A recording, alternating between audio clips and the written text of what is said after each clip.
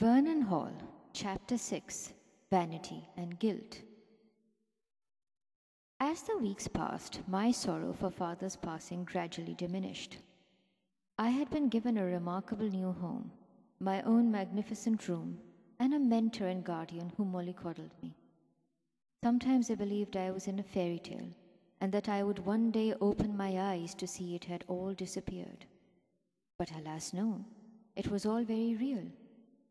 Emilia had proven to be the most magnanimous woman there could ever be. She enlightened me with knowledge. I was a poor fisherman's daughter, so I only knew a little reading and writing prior to coming to Vernon Hall. She lavished books on me and bought me fine clothing and treated me just like royalty. Vernon Hall was built on several floors, and each floor possessed many rooms, mostly empty. The floors and walls were all made of grey stone and were damp and hollow, reminiscent of a crypt. And there was a stone stairway which wound all the way from the attic to the ground floor. There was also an uncanny chill in the house. I found this rather peculiar, given that there were innumerable fireplaces. During one of my inquisitive wanderings in the hall, one day, I found a trapdoor under the carpet.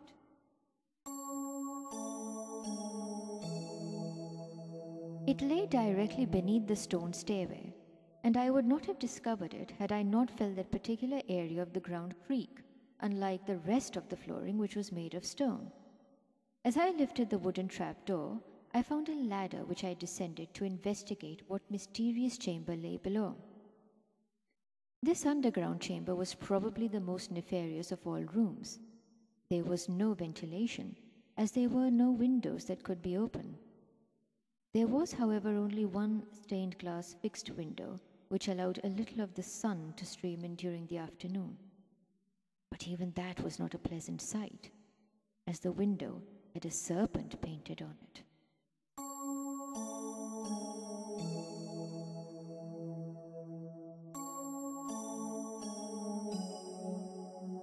The biblical serpent, I assumed, tempting people to their doom.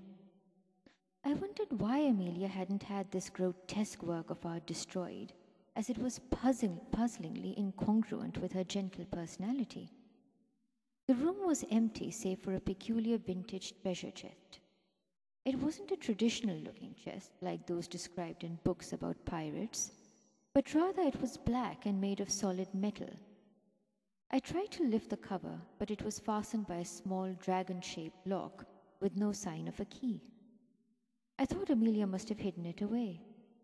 I imagined the contents of that box, jewels perhaps, or antiquities. Whatever was inside that chest intrigued me. I decided not to tell Emilia immediately of my secret voyage into the sinister chamber, lest she would censure me. The fact was, everything about Vernon Hall was eerie. If one spoke downstairs, their echoes could be heard all the way upstairs, and vice versa.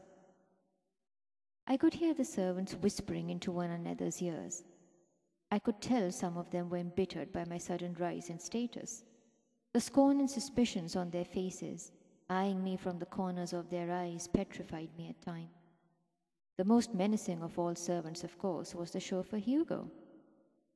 Each time I rode into town with him, he would scoff. "Do you think you're special, miss? Don't get your hopes too high. Vernon Hall has killed many unfortunate souls." He would then laugh maliciously upon seeing how frightened I was. It is true my status had risen, but I was still a subordinate.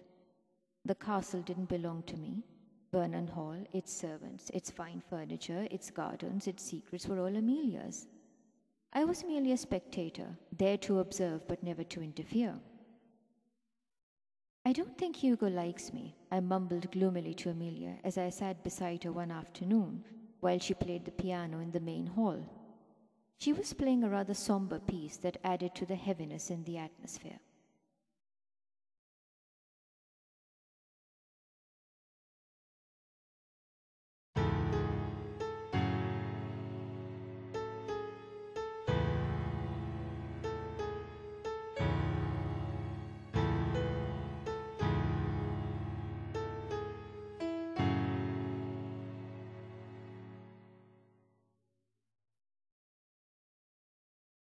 she suddenly stopped playing. Eleanor, has Hugo said anything to you? He is but a servant, and he must know his place. If he should say anything to you, tell me, and I shall release him from his duties. She said it firmly. But I didn't want Hugo to be deprived of his employment on my account, so I decided not to reveal his taunts to her. Hugo, however, continued his mocking and observed me suspiciously and spitefully. I developed bronchitis that winter and was extremely miserable. Poor Emilia, she didn't let any of the servants care for me. She alone brought me food, nursed me, and would hold me tight until I fell asleep.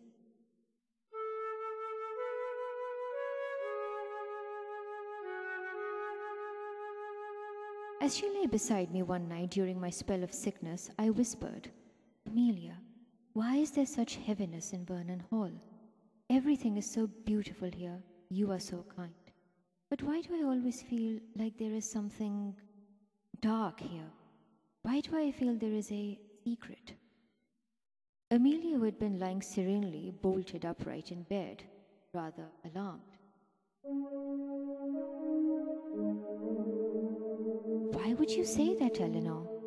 Has someone said anything to you? Why did you mention a secret?" She looked terrified. I was too weak to calm her, but I said softly, "I didn't mean to startle you, Emilia. No one has said anything to me, but I just don't feel welcome here." She looked at me gently, then kissed my forehead. "Eleanor, something awful happened at Vernon Hall centuries ago, but we never speak of it. Perhaps it is because of this past that you feel a certain haunting here."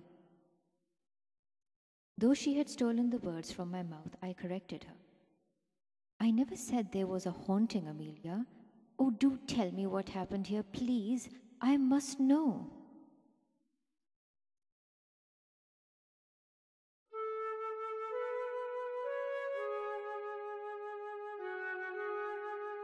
She again grew crestfallen. A heavy oppression seemed to brood upon the air. She sighed, then commenced. "As I told you before, this castle was a Catholic monastery a few 100 years ago. But the monks who lived here did not preach the word of God. No, they blasphemed and practiced magic. Black magic. One monk in particular was the most monstrous of all. He hurt a poor village girl. Oh, make me say no more of it, Eleanor. Bad things have happened here, I know. But surely we cannot live in the past." She looked at me with tears in her eyes. Poor Emilia, she was so alone. She had mentioned in passing that her parents and brother had died. I realized how difficult it was for her to live all alone in such a foreboding house. Perhaps that is why she needed a companion, and that is why I was there. When I had recovered, I accompanied Emilia to church. I again met Pastor Franklin, who was very amiable as always. "I am so delighted to see you well, Eleanor. Are you happy at Vernon Hall?" He beamed at me, his round eyes twinkling as he spoke. Pastor Franklin had a friendly countenance, and he was undoubtedly a man of matchless modesty and grace. "I am very happy indeed, Pastor Franklin. In fact, if you hadn't introduced me to Miss Vernon, I don't know where I would be now," I said quite candidly. Now, Eleanor, let's not be so morbid. Look, I want to introduce you to someone. This is my son, Gareth. He is a pupil teacher at the parish school." As Pastor Franklin moved aside, I saw a young man standing coyly at the far end of the church hall. Pastor Franklin beckoned to him, and obeying his father's instructions, Gareth approached us. He was a stocky young man of an average height, about the same age as myself, with sandy hair, curious green eyes, and rosy round cheeks. He had a bit of a pot belly and constantly tried to cover it with his coat, which was clearly too tight for him. Despite Pastor Franklin's efforts, the boy was unable to greet me with the sophistication and eloquence which I had become so accustomed to during my stay with Emilia. He merely cleared his throat and said nothing, staring at me blankly. I have to admit my first impression of him was rather disappointing. I thought the man very disagreeable and unattractive. It was true I hadn't been acquainted with any young men in all my 17 years of existence, so I could not quite compare Gareth to anybody else. But having read all those fairy tales Emilia had gifted me, I had dreamt of a handsome man, one who would immediately sweep me off my feet and steal my heart upon first sight.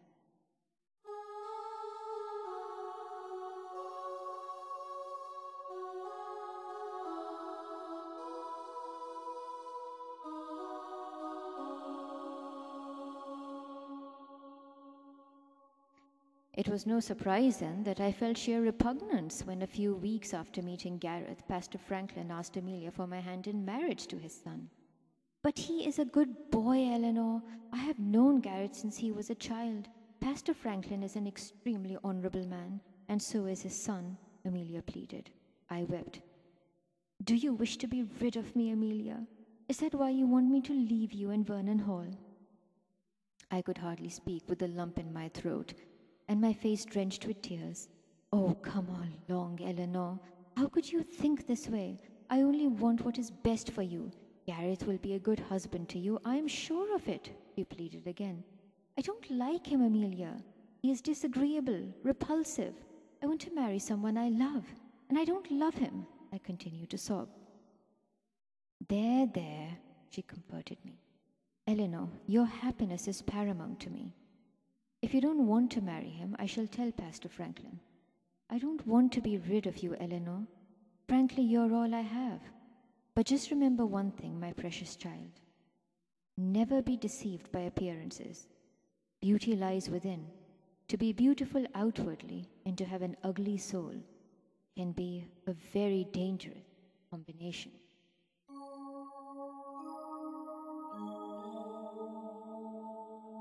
And no matter how high your worldly ranks are, Eleanor, always remember to be modest and equitable. Mark my words, she said softly as she held me in her arms. I remember eavesdropping from upstairs a few days later as Emilia conveyed my answer to Pastor Franklin and Gareth on their visit to Vernon Hall. I watched them leave from my window. I could see the despondent look on Gareth's face. His eyes were weighted with sorrow, and he walked sluggishly alongside his father, who patted his son's back as they walked to the main gate of Vernon Hall.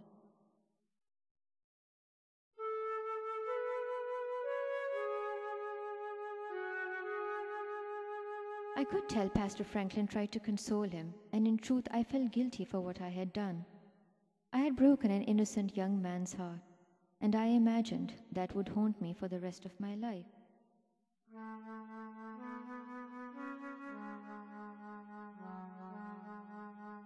Gareth looked over his shoulder toward my window one final time before exiting the gate. I fortuitously made eye contact with him. Then, upon realizing he had seen me, I hid behind my window, out of sight.